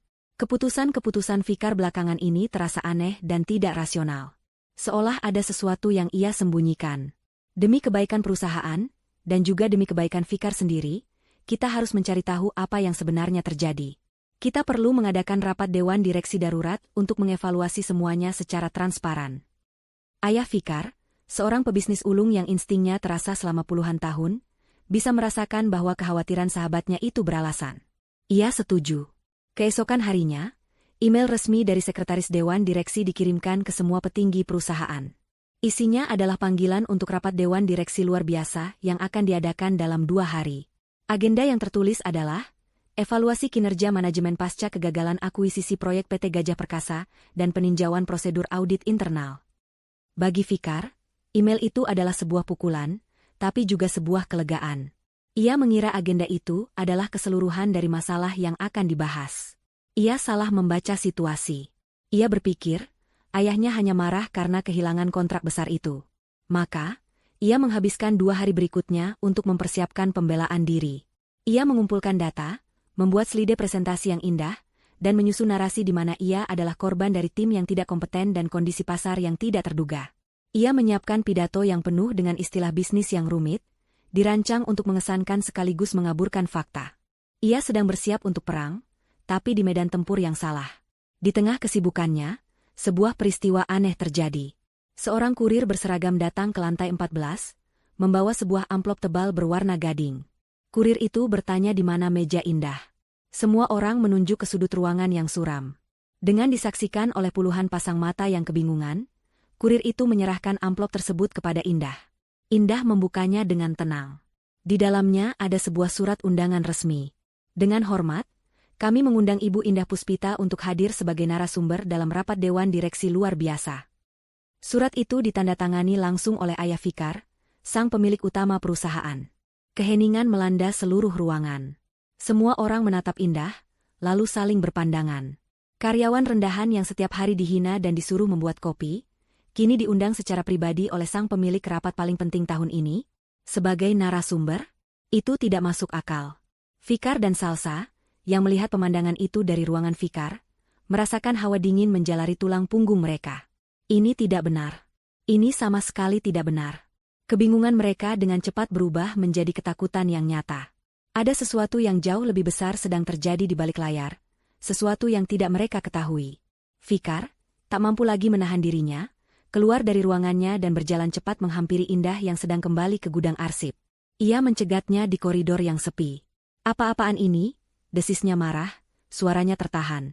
Surat apa itu? Apa yang sudah kamu katakan pada ayahku? Indah berhenti. Untuk pertama kalinya setelah sekian lama, ia menatap Fikar lurus di mata. Tidak ada lagi ketakutan, tidak ada lagi kepatuhan. Yang ada hanyalah ketenangan yang dalam dan dingin. Aku belum mengatakan apa-apa, jawabnya dengan suara yang jelas. Dalam rapat nanti, aku hanya akan mengatakan yang sebenarnya, Pak Manajer. Panggilan, Pak Manajer, itu diucapkan dengan sedikit penekanan sarkastik. Ketenangan Indah, tatapannya yang tak gentar, membuatnya terlihat seperti orang asing. Fikar merasa seperti sedang berhadapan dengan tembok baja. Ia terbiasa melihat Indah yang menangis dan memohon. Indah yang ini, Indah yang tenang dan percaya diri ini, membuatnya takut. Hari rapat pun tiba. Para direktur dan pemegang saham mulai berdatangan, wajah mereka serius. Ayah Fikar duduk di kepala meja, auranya memenuhi ruangan. Fikar, dengan setelan jas termahalnya, berusaha terlihat tenang, meskipun keringat dingin membasahi keningnya. Ia memegang tablet berisi materi presentasinya, siap untuk membela diri dari tuduhan kegagalan proyek. Indah datang paling akhir. Ia tidak lagi mengenakan pakaian kusam. Ia mengenakan blazer berwarna biru tua yang elegan, rambutnya ditata rapi, dan wajahnya menunjukkan ekspresi profesional yang tenang. Ia membawa sebuah map tipis di tangannya. Ia mengangguk sopan pada Ayah Fikar dan duduk di kursi yang telah disediakan untuknya, sedikit terpisah dari jajaran direksi. Fikar menatapnya dengan kebencian dan ketakutan yang bercampur aduk. Tepat saat Fikar akan berdiri untuk memulai presentasi pembelaannya, ponselnya bergetar di dalam saku. Ia meliriknya sekilas. Sebuah pesan teks baru. Dari Indah. Isinya hanya satu kalimat pendek, namun cukup untuk membuat seluruh darah di wajahnya surut dan kakinya terasa lemas seperti jeli. Aku harap kamu suka kejutannya, Mas. Penggunaan kata, Mas, yang intim dan personal di saat seperti itu terasa seperti bisikan algojo sebelum kapaknya jatuh. Fikar mengangkat kepalanya, menatap Indah di seberang ruangan. Indah balas menatapnya, dan untuk sesaat, ia memberikan senyum tipis yang sama persis seperti saat Fikar menyiramnya dengan air. Senyum seorang pemenang. Dengan tangan gemetar, Fikar berdiri, menyadari bahwa ia tidak berjalan menuju podium pembelaan, melainkan menuju tiang gantungan. Napas Fikar tercekat di tenggorokan. Pesan singkat di layar ponselnya terasa lebih dingin dari siraman air es yang pernah ia timpakan pada Indah. Kata, "Mas, itu," sebuah panggilan yang dulu melambangkan keintiman dan kini menjadi belati beracun, mengoyak sisa-sisa keberaniannya. Ia mengangkat kepala dan menatap Indah. Di seberang meja mahoni yang panjang, di antara wajah-wajah serius para direktur, Indah membalas tatapannya dengan ketenangan seorang malaikat maut. Senyum tipis di bibirnya adalah sebuah janji akan kehancuran yang akan datang. "Fikar," suara ayahnya, sang pendiri perusahaan, terdengar berat dan tanpa emosi, memecah keheningan yang menyesakan. "Sebelum kamu memulai pembelaanmu atas proyek yang gagal itu, ada beberapa hal yang jauh lebih mendesak yang perlu kita klarifikasi. Duduklah." Perintah itu bukanlah sebuah permintaan. Fikar limbung dan kembali jatuh ke kursinya. Presentasi yang telah ia siapkan dengan susah payah kini terasa seperti naskah komedi yang konyol. Pertempuran yang ia kira akan terjadi ternyata hanyalah sebuah pengalih perhatian. Perang yang sesungguhnya baru akan dimulai. Dewan Direksi telah menerima laporan mengenai potensi penyimpangan serius dalam manajemen perusahaan. Lanjut ayah Fikar, matanya menatap tajam pada putranya. "Untuk itu, kami telah mengundang seseorang yang memiliki informasi tangan pertama mengenai hal ini. Ibu Indah Puspita, kami persilakan." Semua mata kini tertuju pada Indah. Dengan langkah yang anggun dan tanpa keraguan, ia bangkit dari kursinya dan berjalan ke depan ruangan. Ia tidak terlihat seperti korban yang mencari belas kasihan. Ia terlihat seperti seorang ahli bedah yang akan melakukan operasi yang rumit dan penting. Ia menghubungkan laptopnya ke proyektor, dan layar besar di belakangnya pun menyala. Tidak ada grafik penjualan atau target pasar. Yang ada hanyalah sebuah judul sederhana dengan latar belakang putih bersih, "Audit Investigasi Internal, sebuah tinjauan integritas." "Selamat pagi, Bapak-bapak Dewan Direksi," sapa Indah, suaranya jernih dan mantap, memenuhi ruangan. "Selama 6 bulan terakhir, saya telah melakukan peninjauan mendalam terhadap beberapa aliran dana dan proyek perusahaan. Izinkan saya memulainya dengan sebuah entitas bisnis bernama PT Salsa Gemilang Enterprise." Slide berikutnya menampilkan profil perusahaan tersebut, lengkap dengan nama pendiri, Nyonya Anissa, ibu kandung dari Salsa Anggraini. Fikar merasakan darahnya seolah berhenti mengalir. "Ini tidak mungkin. Perusahaan ini," lanjut Indah, "terdaftar sebagai vendor konsultasi pemasaran. Selama 2 tahun terakhir, perusahaan kita telah mentransfer dana lebih dari 7 miliar rupiah kepada mereka untuk jasa yang, setelah kami periksa, tidak pernah ada." Layar berganti, menampilkan salinan faktur-faktur fiktif yang berdampingan dengan laporan rekening koran perusahaan, menunjukkan aliran dana yang keluar, lalu masuk rekening PT Salsa Gemilang Enterprise. Dari sana, Indah menunjukkan jejak transfer selanjutnya, ke sebuah rekening pribadi di Singapura atas nama Fikar. Suara gumaman kaget dan marah mulai terdengar di antara para direktur. Ayah Fikar menatap putranya, wajahnya yang keras kini dipenuhi kekecewaan yang mendalam. "Ini fitnah," teriak Fikar, akhirnya menemukan suaranya. "Data itu palsu. Perempuan ini melakukan ini karena dendam pribadi. Dia tidak terima saya menceraikannya." "Menceraikan?" potong Indah dengan tenang. "Surat cerai tidak pernah ada, Fikar. Tapi mari kita tidak membahas masalah pribadi. Mari kita tetap pada fakta." Ia menekan tombol berikutnya. "Mengenai fakta, mari kita panggil manajer pemasaran kita, Ibu Salsa Anggraini, untuk memberikan klarifikasi." Pintu terbuka dan Salsa masuk dengan senyum percaya diri, mengira ia dipanggil untuk mendukung Fikar. Senyumnya langsung membeku saat melihat bagan aliran dana di layar yang dengan jelas menampilkan namanya dan nama ibunya.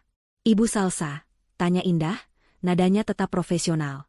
"Bisakah Anda jelaskan pada Dewan, jasa konsultasi apa yang perusahaan ibu Anda berikan hingga menerima bayaran 7 miliar rupiah?" Salsa pucat pasi. Ia melirik Fikar, mencari pertolongan, tapi Fikar sendiri tampak seperti orang yang akan pingsan.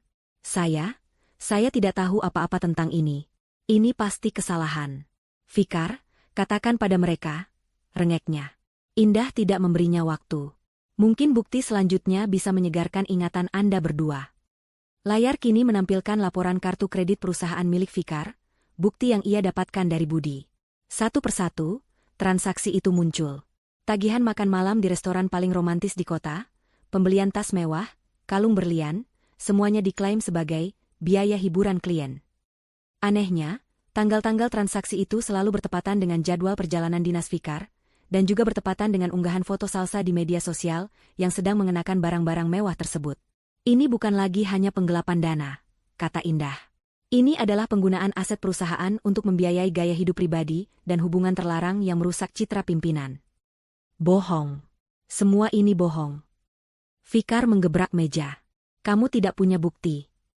Oh, saya punya, jawab Indah dingin. Sebuah ikon audio muncul di layar. Indah mengkliknya. Suara Fikar yang penuh tawa arogan tiba-tiba memenuhi ruangan yang senyap. Itu adalah rekaman percakapannya dengan kompetitor, di mana ia dengan jelas membocorkan harga penawaran perusahaannya sendiri. Rekaman berikutnya diputar, kali ini suara pertengkaran hebat antara Fikar dan Salsa di bar hotel, memperdebatkan uang haram yang belum juga ditransfer. Para direktur menatap Fikar dan Salsa dengan tatapan jijik. Aliansi iblis itu kini telanjang di depan semua orang. Salsa mulai terisak, berusaha menyalahkan Fikar sepenuhnya. Dia yang memaksaku. Aku hanya korban. Fikar sudah sampai pada batasnya. Ia berdiri, menunjuk Indah dengan tangan gemetar. Kamu perempuan licik. Kamu akan membayar semua ini. Ayah Fikar bangkit dari kursinya, wajahnya merah pada menahan amarah dan malu. Duduk, Fikar. Bentakannya mengguncang ruangan. Di tengah kekacauan itu, Indah tetap menjadi pusat ketenangan. Ia maju satu langkah, tatapannya terkunci pada Fikar. Ini belum selesai. Masih ada satu hal lagi. Ia kembali ke laptopnya. Suasana menjadi hening kembali. Semua orang menunggu pukulan terakhir. Selama ini, kita membahas tentang uang perusahaan, tentang keuntungan yang hilang. Kata Indah, suaranya kini sedikit bergetar, bukan karena takut, tapi karena amarah yang benar. Tapi kejahatan yang terakhir ini bukan lagi tentang rupiah. Ini tentang kemanusiaan. Ini tentang masa depan orang-orang yang telah setia mengabdi pada perusahaan ini. Slide terakhir muncul. Isinya adalah laporan rekening dana pensiun karyawan. Di sampingnya, adalah riwayat transfer ke rekening pribadi Fikar di Singapura. Angka-angkanya terpampang dengan jelas. Dana yang seharusnya menjadi jaminan hari tua bagi ratusan karyawan, telah digerogoti sedikit demi sedikit selama bertahun-tahun. Jika sebelumnya ruangan itu dipenuhi amarah, kini yang ada hanyalah keheningan yang mencekam dan penuh kengerian. Kejahatan ini terlalu keji, terlalu personal. Para direktur menatap Fikar seolah ia adalah monster. Ayah Fikar menatap putranya, dan untuk pertama kalinya, Indah melihat air mata menggenang di mata pria tua yang kuat itu. Bukan air mata kemarahan, tapi air mata seorang ayah yang hatinya hancur melihat betapa busuknya jiwa putra yang ia besarkan. Fikar sendiri terpaku di tempatnya, terdiam. Melihat bukti kejahatannya yang paling memalukan itu terpampang di depan ayahnya, adalah hukuman yang lebih berat dari apapun. Ia hancur. Sang pendiri perusahaan akhirnya memecah keheningan. Cukup, bisiknya dengan suara serak. Ia menatap Indah, bukan lagi sebagai karyawan, tapi dengan tatapan penuh hormat. Lalu, ia mengalihkan pandangannya pada Pak Sentosa yang duduk diam di sudut ruangan. Ia mengangguk sekali. Pak Sentosa mengeluarkan ponselnya dan menekan sebuah nomor. Beberapa saat kemudian, pintu ruang rapat yang megah itu terbuka lebar. 2 orang polisi berseragam dan seorang detektif berpakaian preman melangkah masuk.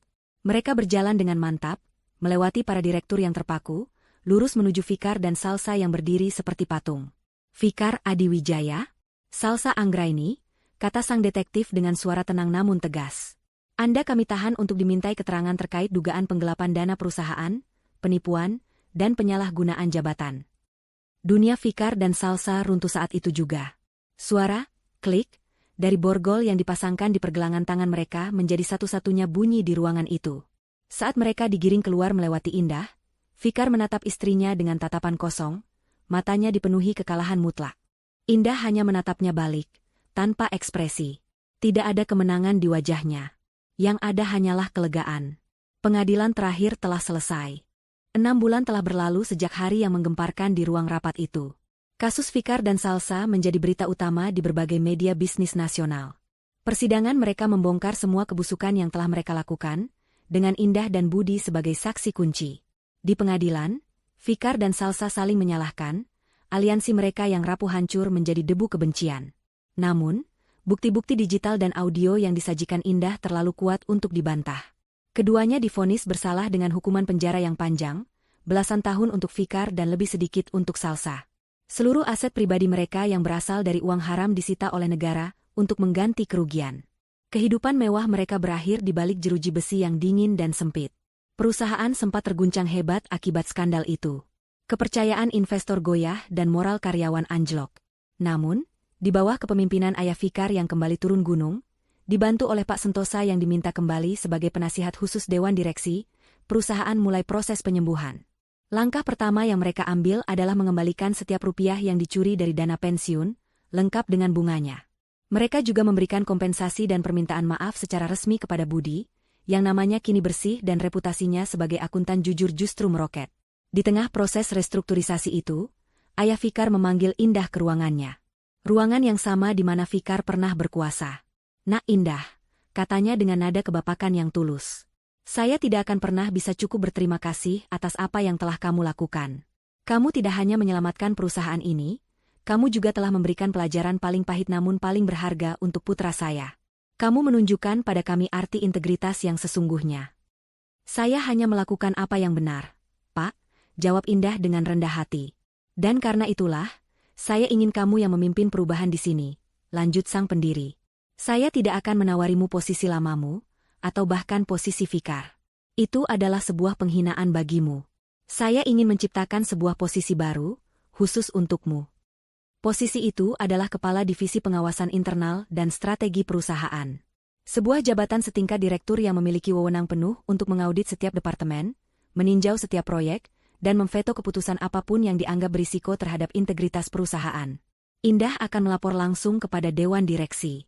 Ia tidak lagi menjadi roda penggerak, ia kini menjadi penjaga gerbang sekaligus kompas moral bagi seluruh perusahaan." Indah menerima tawaran itu, dan ia menjalankannya dengan cemerlang. Ia merombak sistem, menciptakan prosedur yang transparan, dan membangun budaya kerja yang menghargai kejujuran di atas segalanya. Ia tidak memimpin dengan rasa takut seperti Fikar, melainkan dengan teladan dan kompetensi.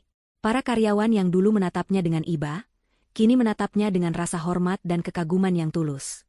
Ia adalah bukti hidup bahwa ketenangan bisa lebih mematikan dari amarah, dan kecerdasan bisa menjadi senjata yang lebih tajam dari kekuasaan. 1 tahun kemudian. Pagi itu cerah. Indah duduk di kursi empuk di ruangannya yang luas. Itu adalah bekas ruangan Fikar, namun tak ada lagi jejak pria itu di sana. Dindingnya dicat dengan warna biru lembut, perabotannya minimalis dan elegan, dan di sudut ruangan terdapat sebuah rak buku besar yang penuh dengan buku-buku strategi dan filsafat.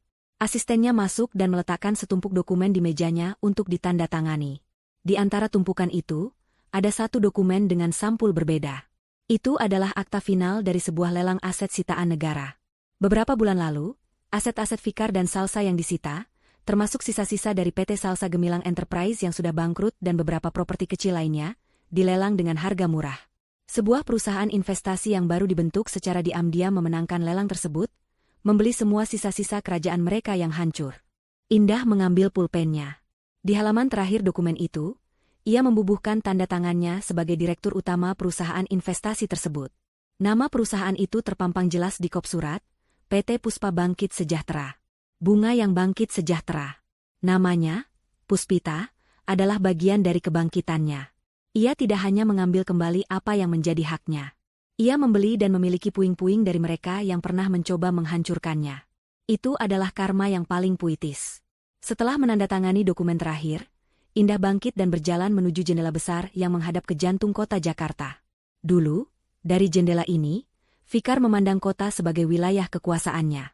Kini, Indah memandangnya sebagai cakrawala penuh kemungkinan. Di mejanya, tergeletak sebuah kertas usang yang ia simpan. Surat pengunduran diri yang pernah ia tulis sambil menangis di malam-malam penuh keputusasaan. Ia mengambil kertas itu, dan tanpa ragu, merobeknya menjadi serpihan-serpihan kecil. Ia tidak pergi. Ia tidak dipecat.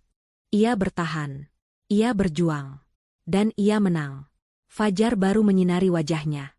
Senyum misterius yang dulu menjadi topengnya kini telah hilang.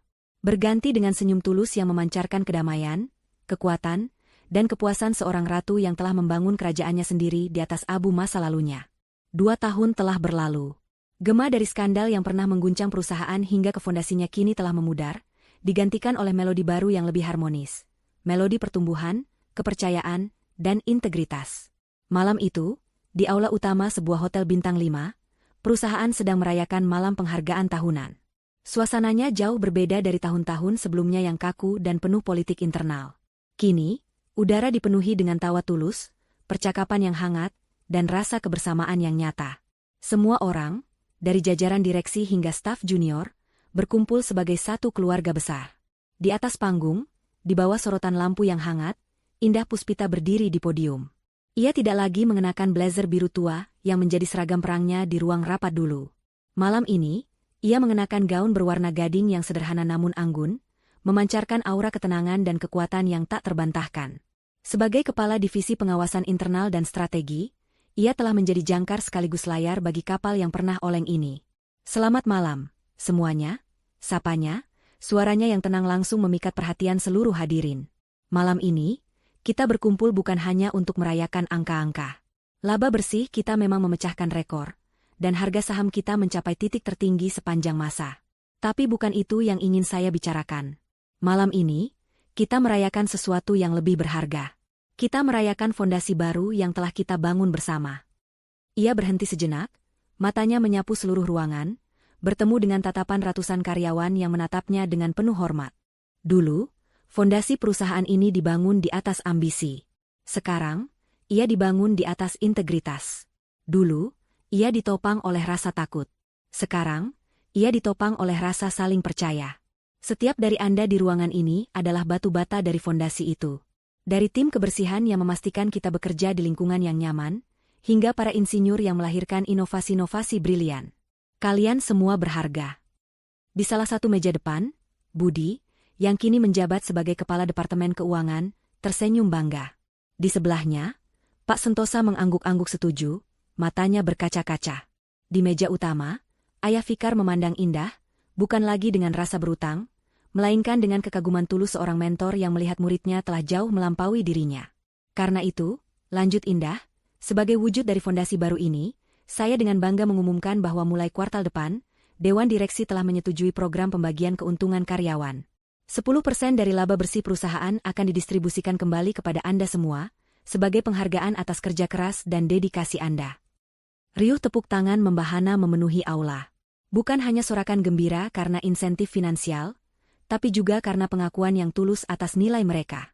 Indah telah mengubah perusahaan dari sebuah mesin pencetak uang bagi segelintir orang, menjadi sebuah ekosistem yang menyejahterakan semua yang ada di dalamnya. Setelah pidatonya selesai, ia turun dari panggung dan membaur dengan kerumunan, menyapa satu persatu karyawannya, menanyakan kabar keluarga mereka, mendengarkan ide-ide mereka. Ia adalah seorang pemimpin yang melayani, bukan dilayani. Di tengah gemerlap perayaan itu, pikiran Indah sejenak melayang ke dunia lain. Dunia yang suram dan dingin, tempat di mana mereka yang pernah menyakitinya kini menuai apa yang telah mereka tanam. Dunia itu adalah sebuah ruang kunjungan penjara yang steril dan berbau disinfektan. Seminggu yang lalu, Ayah Fikar baru saja kembali dari kunjungan tahunannya yang menyakitkan. Ia bercerita pada Pak Sentosa, dan cerita itu sampai ke telinga Indah. Di balik kaca tebal, ia melihat Fikar. Pria yang dulu gagah dan angkuh itu, kini hanyalah bayangan dari dirinya sendiri. Tubuhnya kurus, rambutnya menipis, dan seragam penjaranya yang kebesaran seolah menelannya. Sorot matanya yang dulu penuh kuasa, kini kosong dan hanya menyisakan bara kebencian yang tak berdaya. Semua ini salahmu, Ayah, desis Fikar melalui interkom yang berderak. Kalau saja Ayah tidak terlalu percaya pada perempuan ular itu. Dia menjebakku. Semua orang menjebakku. Tidak ada penyesalan dalam suaranya. Hanya racun dari ego yang hancur. Ia tidak pernah bisa menerima bahwa kejatuhannya disebabkan oleh keserakahannya sendiri. Baginya, ia adalah korban. Ayah Fikar hanya menatapnya dengan tatapan sedih. Perusahaan berjalan dengan sangat baik sekarang, Fikar. Indah adalah pemimpin yang luar biasa. Laba kita naik 3 kali lipat. Para karyawan bahagia. Setiap kata itu adalah siksaan bagi Fikar. Berita tentang keberhasilan Indah adalah garam yang ditaburkan di atas lukanya yang tak akan pernah sembuh. Hukuman terberat baginya bukanlah sel penjara, melainkan kenyataan bahwa dunia terus berputar dengan Indah tanpanya, dan warisan yang seharusnya menjadi miliknya, kini dirawat dan dikembangkan dengan jauh lebih baik oleh wanita yang paling ia benci. Saat waktu kunjungan habis dan Fikar digiring kembali ke selnya, yang tersisa hanyalah sosok pria yang kalah, yang dipenjara bukan hanya oleh tembok beton, tapi juga oleh kebenciannya sendiri. Nasib Salsa tidak lebih baik. Setelah menjalani hukumannya yang lebih singkat, ia kembali ke dunia luar yang telah melupakannya. Namanya telah menjadi sinonim dari skandal dan pengkhianatan. Tidak ada perusahaan yang mau menerimanya. Kekayaan yang pernah ia cicipi lenyap tak bersisa. Beberapa bulan lalu, Saat mobil Indah berhenti di lampu merah di sebuah kawasan pasar yang ramai, takdir mempertemukan mereka sekilas. Indah melihat seorang wanita dengan pakaian yang sedikit lusuh sedang berdebat sengit dengan seorang pedagang sayur. Wanita itu tampak lebih tua, garis-garis kelelahan dan kekecewaan terukir jelas di wajahnya yang tak lagi terawat. Saat wanita itu berbalik, tatapan mereka bertemu. Itu Salsa. Selama sepersekian detik, dunia seolah berhenti. Di mata Salsa, Indah melihat kilat keterkejutan, yang langsung berubah menjadi rasa malu yang membakar, lalu kebencian yang dalam. Salsa segera membuang muka, menarik keranjang belanjanya, dan menghilang di antara kerumunan orang. Di dalam mobilnya yang sejuk dan nyaman, Indah tidak merasakan apa-apa. Tidak ada rasa puas, tidak ada rasa kasihan. Salsa bukan lagi rivalnya, bukan lagi sumber sakit hatinya. Ia hanyalah orang asing, hantu dari masa lalu yang tidak lagi memiliki kekuatan untuk menyentuhnya. Indah memberi isyarat pada sopirnya untuk jalan, meninggalkan masa lalu itu di belakang, di persimpangan jalan yang berdebu. Malam penghargaan berakhir dengan hangat. Indah menolak tawaran untuk diantar pulang oleh sopir perusahaan. Malam ini, ia ingin menyetir sendiri. Ia melajukan mobilnya dengan tenang, membelah jalanan Jakarta yang mulai lengang. Tujuannya bukanlah apartemen mewah di pusat kota, melainkan sebuah rumah mungil dengan taman yang asri di pinggiran kota.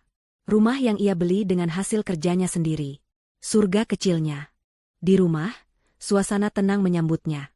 Ia meletakkan piala penghargaan, pemimpin paling inspiratif, yang baru ia terima di atas meja, lalu berjalan ke halaman belakang. Udara malam terasa sejuk. Ia menatap taman kecil yang ia rawat dengan tangannya sendiri setiap akhir pekan. Di tengah taman itu, serumpun bunga anggrek bulan sedang mekar dengan sempurna, kelopaknya yang putih bersih bersinar di bawah cahaya rembulan. Ia menyentuh salah satu kelopaknya yang lembut. Ia teringat hari itu. Hari di mana ia disiram dengan air, hari di mana dunianya seolah akan kiamat. Ia ingat senyum yang ia pasang. Senyum itu adalah sebuah deklarasi perang, sebuah topeng untuk menyembunyikan rencana di baliknya. Senyum itu adalah senjatanya. Malam ini, di bawah langit yang sama, ia tersenyum lagi. Tapi senyum kali ini terasa sangat berbeda. Tidak ada lagi strategi, tidak ada lagi topeng, tidak ada lagi beban pembuktian. Senyum ini lahir dari kedalaman jiwanya. Senyum yang tulus, damai, dan penuh rasa syukur. Senyum seorang wanita yang telah melalui badai paling gelap dan menemukan fajar yang abadi di sisi lainnya. Ia tidak hanya memenangkan perang melawan musuh-musuhnya, tapi ia juga telah memenangkan perang terbesar. Perang untuk menemukan kembali dirinya sendiri dan membangun kebahagiaannya di atas pilar kekuatannya sendiri. Dan kemenangan itu terasa jauh lebih manis dari balas dendam manapun.